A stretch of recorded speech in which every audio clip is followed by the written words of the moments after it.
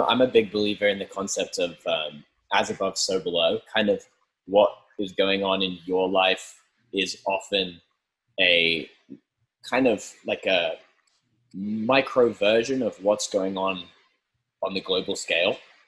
And it's interesting that there's these kind of differences in approach to this situation because it's something I've noticed in myself, and it's something that I'm seeing in culture, like repeated by different people, whether it's through YouTube or Twitter. It's like all these different areas online are kind of holding space for a different way of approaching this situation. And I was just wondering I suppose the first question that I would get into here is, why are you guys reacting the way you are reacting? And what does that say about your values? And what about this pandemic situation has made you kind of rethink what your values are? Something I find interesting is that, and again, I can only speak to my neighborhood, which is mostly upper middle class, white, suburban, within that very confined context.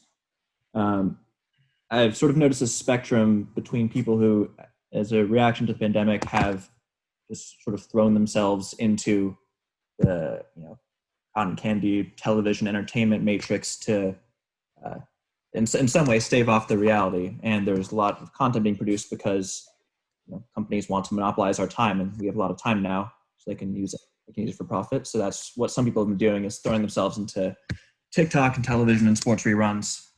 And on the other side of that, there are people who have, in some sense, been shaken out of that state of constant media complacency and actually seen the inequalities that emerge from situations like this. So a good example is there's been a ton of community organizing, even where we live in Walnut Creek and Concord. There's been a ton of community organizing around families for whom the pandemic and quarantine is not leisure time. It's an absolute crisis, a time where starvation is a legitimate threat. And my sense is that those who have shied away from the side of, I'm going to relax, I'm going to take this as time for me, is recognize that this is to be time for everyone. This is a time where we can emerge from this either more subsumed by television, computers, and video games, or in a way that we're actually forming a community that benefits everyone and not just us. So it's a certain spectrum between, on one side, just complete solipsism, and on the other side, attempting to assemble some sort of collective. Where do you find yourself in that spectrum that you say, you think? I don't know. At the beginning, so on one note, I try to opt away from the entertainment sector as much as I can. That does not assume that I'm doing all that I can for others at all. There's definitely a lot more that I could do. Mm-hmm. I was trying to participate in some community organizing efforts at the beginning, but difficult, partially because some people are more afraid than others about contact with those outside their social circle because of the disease. Easy again to feel like I should be doing something to actually do it, and in some ways I've been disappointed that I haven't done more, frankly. So I think I would say I've leaned more on the side of the collective, but not nearly as much as I could. I'd actually like to jump in here with a question about the escapist tendencies of people and how people have these different ways of basically escaping the reality of what's happening in front of them. And yet maybe the way of embracing what's happening would be to give back to your community. But there's also this idea that, we're young, right? And maybe we should be paying attention to ourselves, trying to put ourselves together during this time, so that when our version of this happens, when we're 30, 40 years old, and we are in a position where we have more wealth, more resources, more communication, more connections, then we can utilize those resources. But if we delve into those escapes for a long period of time, then we lose the ability to gain those things that can help people in the future. Before this, I think a lot of that was put towards material wealth and gaining things for yourself. And I wonder if that's going to change from here. And does it make you guys think about what you would do with your wealth once you have it, assuming that the directions that you're going in work out? I think Peter put up his little reaction up. Yeah, I just wanted to say something about how you say escape. It's kind of funny here. There's a different kind of reaction to escape, especially in Isla Vista. Considering it's a college town of people who are freaking 20 years old, living life young and free, given not a single care in the world. Mm-hmm. And it's crazy to see in this tiny little bubble, because I'm still here. I've never been home and don't plan on it because I just enjoy the time here. And so it's just funny seeing everybody continue a normal life that was in the past, their normal past, right? Yeah. And it seems like people don't take that time to kind of self-reflect and really try to think of what's going on around them. Because every weekend I see more and more people coming here. I see more and more people on the beaches. I see people in the park. I go ride my skateboard around. I see people ride around me. It's like everyone is slowly coming back and resuming a normal life. And I think it's just interesting that escape, that to me is like an escape because they're neglecting like the reality of everything's happening by continuing the same normal they've had in the past. And don't get me wrong, I also kind of fall into that a bit. I still go to the beach. I still ride around on my skateboard or like go to the park or something like that. I go see the sunset on the cliffs with like hundreds of people just all hanging out. Try to avoid them as much as possible, but it seems as that's a way for people to escape, is to kind of continue their same normal they've had. Interesting. Well, I mean, I would say that the college campuses are probably a place of escape normally, because a lot of people are there not really because they have a plan and they're doing it towards a direction that they want to put their life, but because they kind of, that's what they were told to do. And I'm not saying that's the case with everyone.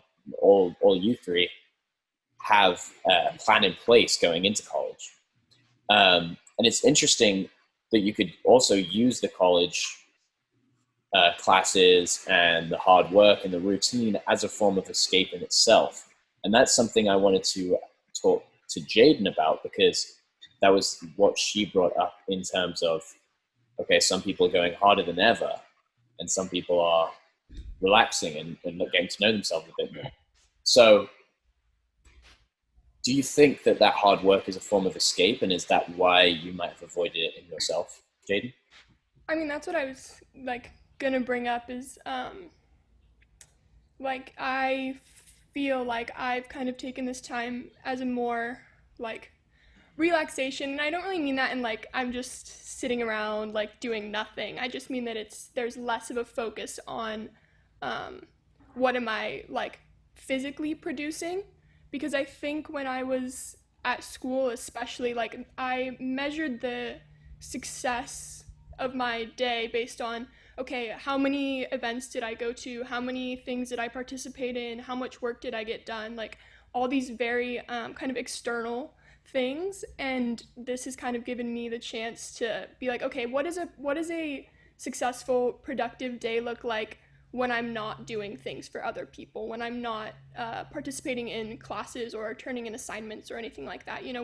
What does it really mean to have a productive day internally? And that was kind of where I was coming from as far as approaching this whole thing. But I think Eli made a comment that I just wanted to highlight more, the fact that I can take this as a more relaxed time is definitely a privilege. There are a lot of people who are experiencing this pandemic, and it's adding things to their plate as opposed to taking things away. And so I think, I'm definitely want to acknowledge the fact that I'm lucky to be able to take this time to myself, as opposed to having to do anything extra to kind of keep myself afloat. Obviously, I think we're all pretty lucky in that regard. But yeah, it definitely made me realize how much of my time and energy was going to things outside of myself. And like you said, as far as like figuring out what you want to do or where you want to be eventually, you know, like when I'm in a school environment, my idea of where I want to be is like, okay, graduated with a degree, having a job, that kind of thing. And taking a kind of a step back from that, you know, not being at school all the time and not being surrounded by that kind of environment has kind of made me realize like, okay, yes, I want those things, but I want them in a specific way and with a specific purpose, and kind of in relation to like my core like internal values. Mm. It seems to be that it's slow down versus speed up, and it's reflect versus impact others. And we're all young people, and we probably, you know, most of us, I mean, we all don't know who we are, really, you know, deep down. And I've been doing a little bit of both. I've been trying to figure out who I am more, and I've also been working a lot harder than before. So it's interesting.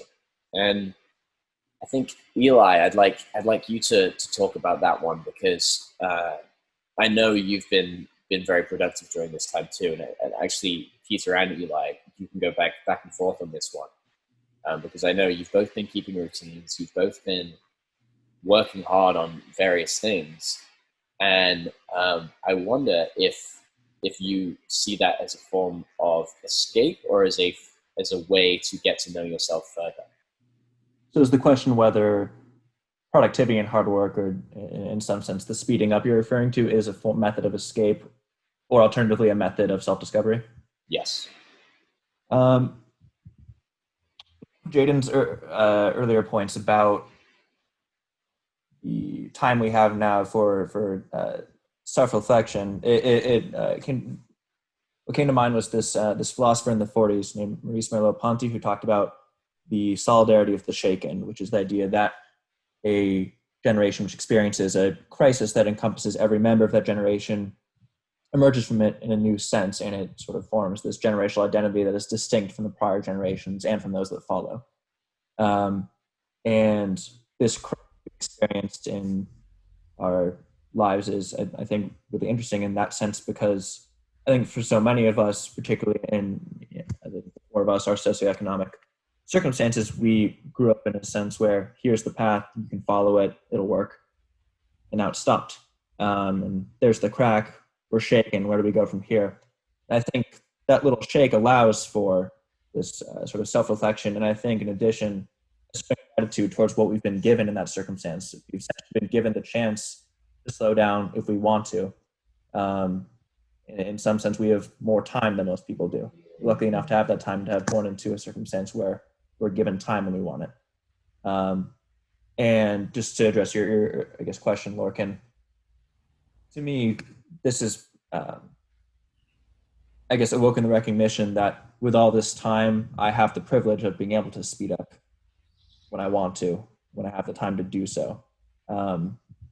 So I think it has come as a consequence of self-reflection. I don't necessarily see it as an escape from it. Granted, people are putting work into different things. One could argue that different things have different degrees of value for self-discovery, and some things are more escape than others. But I think, generally speaking, that hard work is a consequence of this crack of experience, not an escape from it. Pizza? I agree with you, but I also kind of think it's a little bit both as well, because you work really hard, you like dive in your schoolwork, you start like just kind of zone out and just focus, or you go work out and go for a run. It's kind of like an escape from, like, say, sure, we're not as stressed as, say, someone else, but take someone else's circumstance and say they go for their run. It's like, that's hard working, they're improving their physical health, and they're escaping from this stressful time, but as well as like growing, I could say. Because hardworking, I try to stay hardworking. I try to stay off my phone as much as possible, try to not be in the entertainment and dive into TV shows all day, because it shows what you're really capable of, especially in this special time. Is like, you're only one telling you what to do is yourself. And like, what are you really capable of doing when you're the only one telling yourself what to do? Like, sure, you have deadlines or that, or I guess deadlines is the biggest thing because we're in college. But like, what can you do to better yourself? It's like with the Jaden, it's like the combination of what can you actually do to relax and self-reflect, or what can you do to improve your physical health? What can you do to learn something new? Like, it's all up to us now, like our individual selves in this like time, because we have, so to speak, more time in our hands because there's not as much responsibility as it seems. And so I think there's the combination of like the escape as well as like the speed up. This time is kind of special, but kind of sucks. So that's Yeah. where balance, right?